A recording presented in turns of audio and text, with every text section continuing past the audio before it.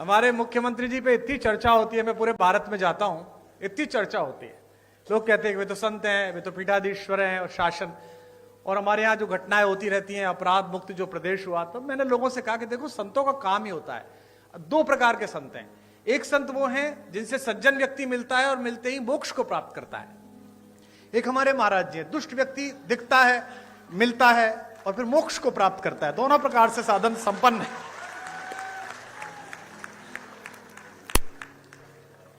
और आवश्यक भी है, क्या करें, देश ऐसी स्थिति में आ गया है। पहले डॉक्टर्स RX लिखते थे, अब RDX लिखने लगे हैं, क्या करेंगे आप। तो ऐसे समय में तो बहुत आवश्यक है। आदरणीय रक्षा मंत्री जी ने बड़ा उल्लेख किया। मेरा सौभाग्य रहा कि अटल जी की कृपा, उनका स्नेह मुझ पर भी रहा और वो लगातार अपने घर पर एक गोष्ठी करते थे, जिसमें रक्षा मंत्री जी की उपस्थिति होती थी, आदरणीय दिनेश भैया की उपस्थिति होती थी। तो पार्टी के सभी लोग बैठे हुए हैं आज यहाँ पर, बहुधा पार्टी के ही लोग हैं। तो दो प्रकार, तीन प्रकार की पीढ़ियां पार्टी में आ गई हैं। एक अटल जी की पीढ़ी थी जिसमें आदरणीय अडवाणी जी, जोशी जी, वो एक पीढ़ी थी। फिर आदरणीय रक्षा मंत्री जी की, प्रधानमंत्री जी की एक पीढ़ी आई। अब एक तीसरी पीढ़ी हमारे यशस्वी मुख्यमंत्री जी की, देवेंद्र फडणवीस जी की। तीन पीढ़ियां लगातार काम कर रही हैं और तीनों के दृष्टिकोण में अंतर है। अटल जी कहते थे कि आपके घर पर कोई कूड़ा फेंके तो आप स्वयं साफ कर दो। मोदी जी की, राजनाथ जी की पीढ़ी कहती है कि आपके घर पे कूड़ा फेंके तो आप उससे ही साफ कराओ। और मुख्यमंत्री जी की पीढ़ी कहती है कि आपके घर पर कोई कूड़ा फेंके तो आप कूड़े को भी साफ करो। आप में से कुछ कम लोग समझे, इसके लिए मैं आपका आभारी हूं। समय की मर्यादा है, सीमा है। मैं केवल एक कविता सुनाऊंगा, चूंकि आदरणीय मुख्यमंत्री जी को जाना है और वे बहुत व्यस्तता उनके बीच है, समय है। अटल जी जैसे लोग किसी देश में शताब्दी में एक होते हैं। जैसा राजनाथ जी ने कहा, आदरणीय रक्षा मंत्री जी ने, कि पद बड़ा हो जाना महत्वपूर्ण नहीं है, कद बड़ा हो जाना महत्वपूर्ण है। और मैंने स्वयं देखा, हम लोग BA की पहली साल में पढ़ते थे। हमारे यहाँ के एक यशस्वी पत्रकार थे शिव कुमार गोयल जी, आदरणीय राजनाथ जी उनसे परिचित थे। अटल जी उनके साथ वंदे मातरम में संपादक थे, वे सह संपादक रहे थे। हमने एक कवि सम्मेलन कराया, एक कार्यक्रम कराया, सृजन महोत्सव, और हमने उनसे कहा कि अटल जी को बुलवा दीजिए। अटल जी उस समय विपक्ष में थे, उस बार चुनाव नहीं जीत पाए थे। तो हमने बुलाने के लिए गए और वो आ गए। और हम उस कार्यक्रम को संपन्न करने के लिए कहीं से धन जुटा रहे थे। तो नगर के एक उद्योगपति जो साड़ी का काम करते थे, उस जमाने में हम उनसे 501 रुपया लेके आए। तो जो 501 जिसने दिया था, उसने कहा कि मैं भाषण दूंगा। ये बड़ा संकट का काम था, लेकिन अब वो 501 दे रहा था तो भाषण दिलाना था। तो वो अटल जी का प्रशंसक था। वो खड़ा हुआ और उसने कहा, मैंने कहा तुम ज्यादा मत बोलना अंकल जी, थोड़ी देर बोलना। बोले बस मैं 2 लाइन पढ़ूंगा।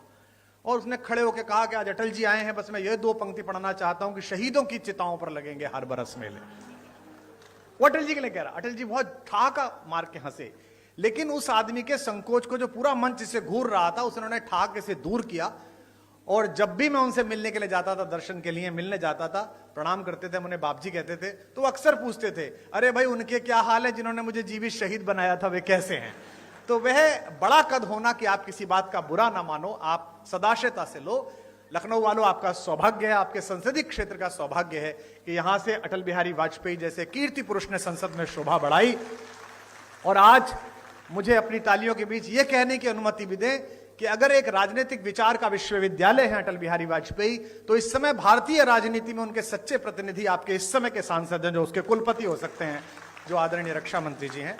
मैं एक कविता सुनाकर अपना स्थान लूंगा। आप बहुत दूर से आए हैं, मैं क्या करूं, घर जाऊं तुम्हारे? हाँ? मतलब हद हो गई, ऐसा ही बुलाने वाला ऐसे ही आने वाले। इतने बड़े बड़े भाषण सुनता हूं। आज बजट का भाषण में सुनना था मुख्यमंत्री जी का, बजट में ये हुआ, बजट में ये हुआ। मैं पूरा भाषण इस चक्कर में ही सुन गया कि इस बार बजट में हमने ब्रजेश पाठक को पैसे दिए कि कुमार विश्वास को दिया करो। लाइनें नहीं आई वो वाली, बाकी सब आई, एक लाइन नहीं आई। उसके बाद मैंने बंद कर दिया। मैंने कहा अब खत्म है, अब चलो, अब जब मिलना ही नहीं है। 32-33 साल हो गए इसी क्रम को चलते हुए, छात्र राजनीति से लेकर आज तक ना मुझे मिला ना उसने दिया। तो अब जितना मिल रहा है बेटा, ये लाल लभाव में मिल रहा है जो भी मिल रहा है। हाँ, मैं एक कविता आपको सुना रहा हूं। आधी सदी बीत गई जीवन की और मैं कभी भी वैष्णो देवी नहीं गया था। हमारे यहां ये धारणा है कि भगवान जब बुलाते हैं, भगवती जब बुलाती है, तभी जाना पड़ता है, तभी पहुंचना पड़ता है। इस बार नवरात्र में वहां के ट्रस्ट का आदेश आया कि पहली नवरात्रि पर माता के द्वार पर आप कुछ सुनाइएगा। तो मैंने सोचा कि जो भजन चल रहे हैं, जो कविताएं चल रही, उन्हें तो क्या सुनाना, कुछ नया लिखना पड़ेगा। तो मैंने एक कविता लिखी और पिछले साल से इस साल के बीच में जो प्राथमिक रूप से कुछ कविताएं लिखी हैं, उनमें यही एक श्रेष्ठ कविता मुझे लगती है। और यहां पर एक संत व्यक्तित्व भी मंच पर हैं जो संयोग से हमारे मुख्यमंत्री हैं, मैं उनको भी समर्पित करता हूं। आदरणीय रक्षा मंत्री जी और सभी यहां पर लोग बैठे हैं, उनको भी समर्पित करता हूं। पहली पंक्ति को आप पकड़ लेंगे, उसे गुनगुनाएंगे, गाएंगे तो मुझे अच्छा लगेगा। निवेदन करता हूं जो लोग मोबाइल रिकॉर्ड कर रहे हैं वो आराम से सुने तो ज्यादा बेहतर लगेगा। आपकी तालियां ही मेरा पारिश्रमिक है, इस बात का आप ध्यान रखें।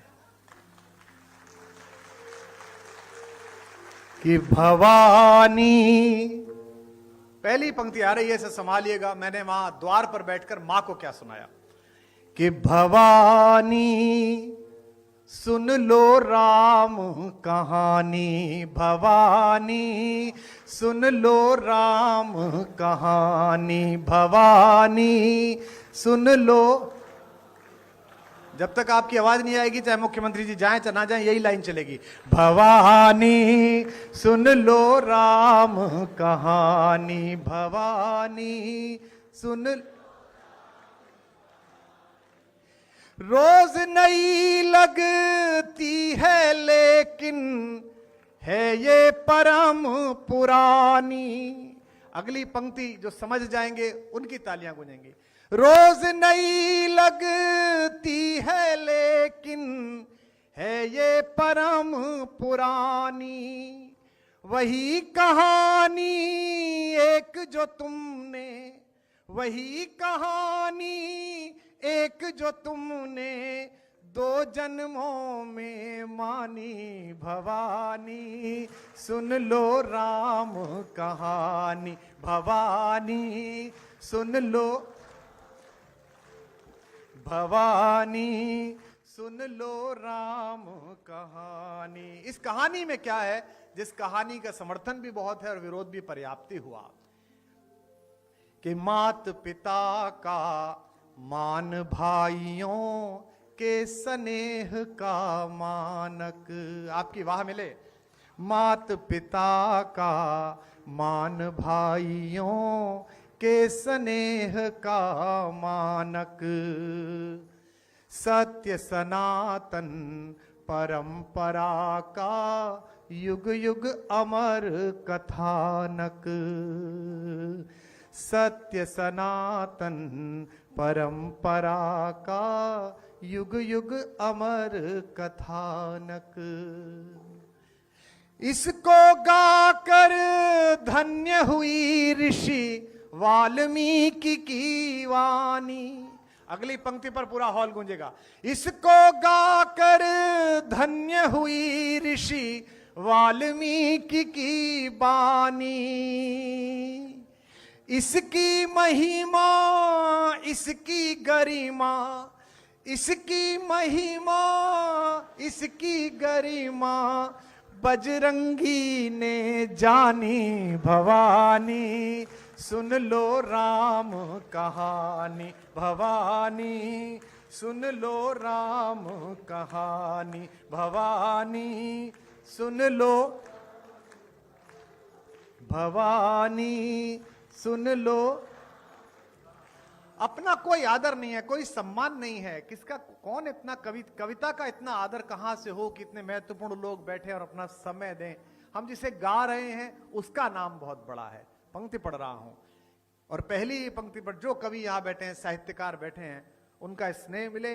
और भारतीय जनता पार्टी के लोग कितने भी गर्वित हो जाए कि इतने राज्यों में सरकार है, केंद्र में 3 बार आ गई कि चौथी बार आएगी, हम तो ये मानते हैं कि जैसी भी पार्टी है, जो भी एक कवि के द्वारा चलाई गई है, कवि के परिश्रम से, उसके शब्दों से चली है।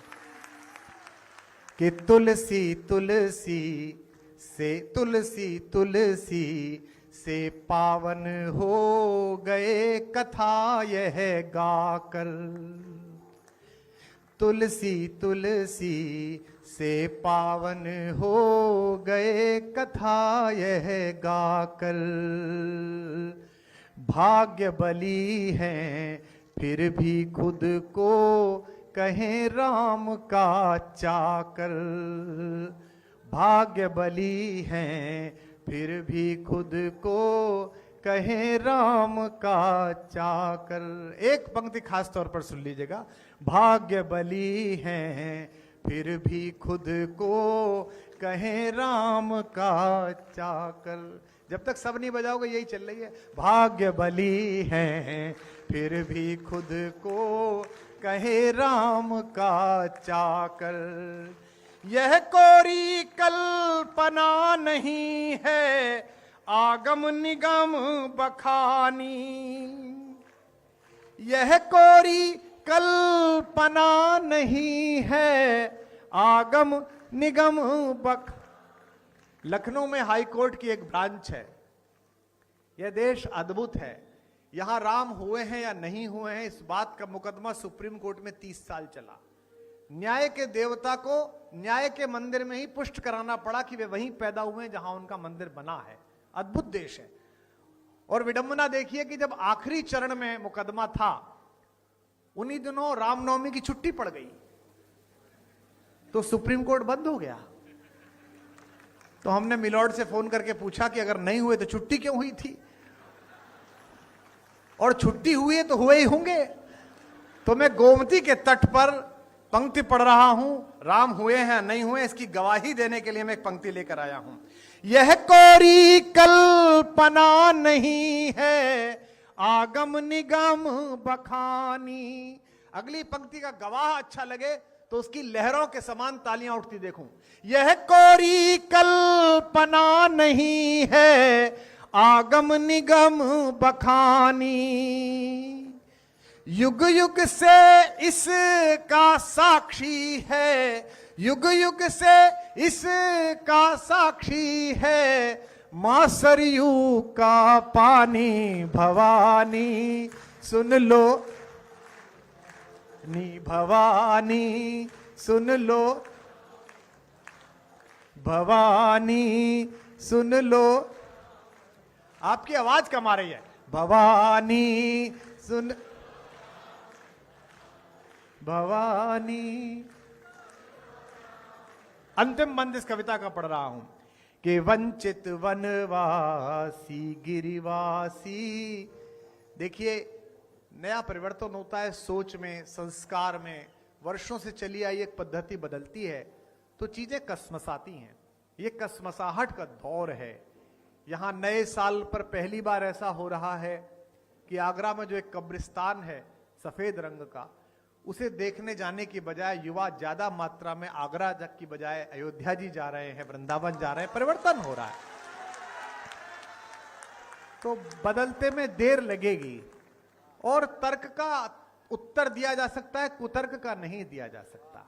जिनको लगता है कि धर्मनिरपेक्ष देश है, इसमें इतना राम क्यों, इतनी रामनवमी क्यों, धर्मनिरपेक्ष है तभी तो सब चल रहा है। अगर राम रिश्तेदार नहीं है, राम पूर्वज नहीं है, तो इतनी सारी क्रिसमस मन रही है, हम ही लोग मना रहे हैं। सेंटा क्लॉज कौन हमारे फूफा जी थे, फिर भी मना रहे हैं ना, इतना अच्छा मना रहे हैं। तो देश में सभी का आदर है। तब कह रहा हूं, निवेदन करता हूं कि भवानी सुन लो, भवानी।